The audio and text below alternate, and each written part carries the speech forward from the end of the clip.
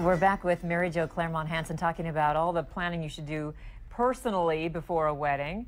And we've got one last question. Do you know and trust your partner's personal history? What do you mean by that? This should be a given.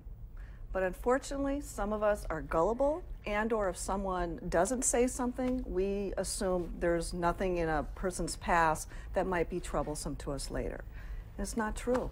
I know people, they've gotten married, one finds out there's all kinds of financial things that were never uncovered or spoken about, and this person, the other partner, thought they would just clean it up as quick as they could before the other one found out. Well, all of a sudden now, I mean, after they've been married so many years, they're both responsible for that financial debt.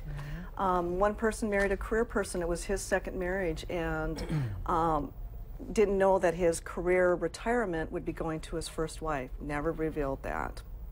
Oh, wow. So, I mean, these are really important things. You know, sexual histories, you know, everybody up front about that. You don't hide things from a person you're committing to for the rest of your life. Each one deserves the honesty. So about trusting, you don't trust just because. You trust because you've talked. So what are the most important questions people should be asking but typically don't? Let's get real here. What have you not shared, and I will do the same. We are possibly going to have children together, or this is a second marriage and we're bringing children into this relationship. No more secrets, no more hiding. Let's get real. And that, you know, it sounds like you would just, of course, do that, but you're not. Everybody's being careful. They're walking on eggshells. The emotions, this is playing big, you know, the hearts are going. Someone's asked someone to marry. The date has been set. The money's been put down on someplace. But we got to get real, get honest. And once you're married and some of these things come up, or is it a matter of sitting down then? You could sit down then too, right? Absolutely. And talk about it then. One of the things in AA and Al-Anon, they talk about rigorous honesty. There's something about that word in front of the honesty that we're talking thorough. No more hiding, pretending, or presenting something that's not true. Let's get real here. A lot of people's lives are at stake. To the best of your ability. Just to the best. It's now we instead of I or me, right? There's a book called from Robert Fulghum, All I Ever Needed to Know I Learned in Kindergarten. It's been out a long time, but the reality is share, take turns, lose the me. It's not about I want this, I want to buy this, I want to go here, I. What would you like? What am I thinking? It's we now. We are becoming one. And say you're sorry and mean it, and very much so, that you're going to hurt each other. You're going to have misunderstandings, but this silent treatment or not talking about the hard stuff, that's the stuff that starts the cracks for the divorce potential.